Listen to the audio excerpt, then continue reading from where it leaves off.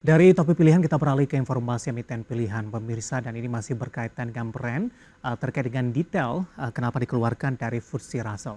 Dan pemirsa Financial Times Stock Exchange atau FTSE Russell mengeluarkan saham PT Barito Renewables Energy Tbk atau brand dari daftar konstituen indeks FTSE Global Equity Indonesia. Di mana perseroan dikeluarkan dari indeks FTSE Russell karena dianggap tidak memenuhi persyaratan free float. Dikutip dalam keterangan tertulis FTSE Russell yang dirangkum dari berbagai sumber, PT Barito Renewables Energy Tbk atau brand dinilai tidak memenuhi aturan free float restriction atau restriksi batas minimal saham yang dimiliki oleh pemegang saham publik. Hal tersebut terkait aturan konsentrasi pemegang saham tinggi dan kebijakan serta pedoman perhitungan ulang FTSE Russell. Aturan ini untuk menghindari konsentrasi tinggi pemegang saham tertentu dalam saham yang menjadi konstituen indeks FTSE. FTSE menilai ada 4 pemegang saham yang mengendalikan 97% dari total saham yang diterbitkan.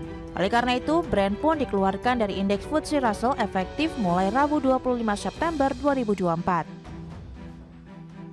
Sebelumnya, brand dijadwalkan masuk ke dalam indeks FTSE Global Equity Series Large Cap yang akan berlaku per 20 September 2024 dan efektif di 23 September 2024.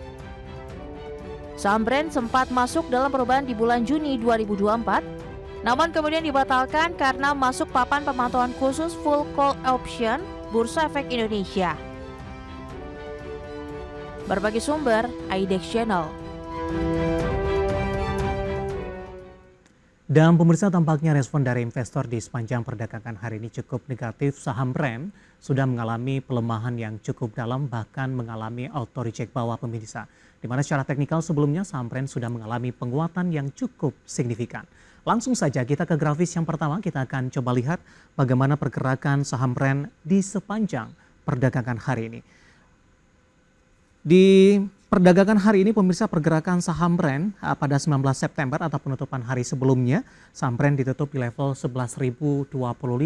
Pada pukul 9 dibuka di 10.200, kemudian langsung mengalami koreksi yang cukup dalam ke 9.475. Pada pukul 10.30 saham brand melanjutkan pelemahan hingga ke 8.825. Di tengah pelemahan dalam yang terjadi, saham brand mencatatkan auto reject bawah. Dan level yang sama hingga penutupan sesi pertama dan pembukaan sesi kedua, dan sampai posisi saat ini saham brand masih bergerak di level yang sama. Kita beralih ke grafis selanjutnya, kita akan coba lihat bagaimana pergerakan saham brand di beberapa bulan terakhir, di mana saham brand sudah mengalami penguatan yang cukup signifikan. Di perdagangan Maret masih diperdagangkan di 5 ribuan, di 22 Mei langsung mengalami penguatan signifikan di 11.250. Juni mengalami koreksi yang cukup dalam pemirsa, bahkan menembus di level 6.050 di perdagangan 7 Juni. Juli dan Agustus lebih cenderung mengalami penguatan di level 7 ribuan, bahkan di sepanjang September saham brand sudah mengalami penguatan yang cukup signifikan hingga ke 11.900-an pemirsa. Namun di perdagangan 20 September mengalami koreksi yang cukup dalam, sentimen negatif tampaknya membebani saham brand. Hari ini mengalami koreksi yang cukup dalam, sudah di 8 ribuan kembali dengan mengalami auto reject bawah. Kita akan coba lihat juga dari sisi valuasi, di mana saham brand dikatakan ini sudah memiliki valuasi yang sudah premium pemirsa. Kita akan coba lihat dari beberapa indikatornya. Price earning ratio-nya sudah berada di 617,73 kali, PSR-nya di 123,83 kali, bahkan PBV-nya sudah di atas ratusan, tepatnya di 148,46 kali, dan PCFR-nya di 321,81 kali.